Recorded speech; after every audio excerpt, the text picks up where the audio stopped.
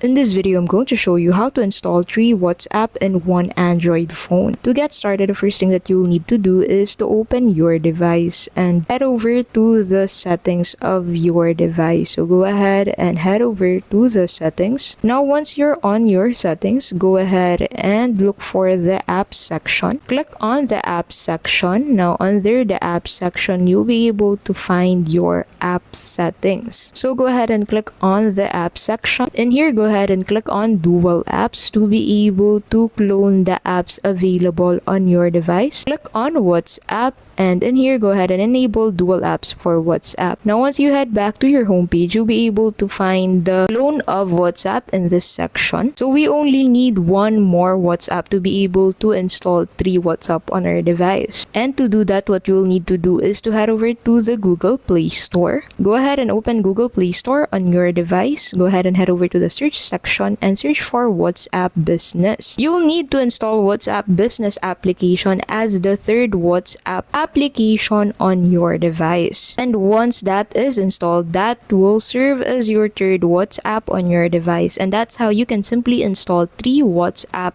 on your Android device.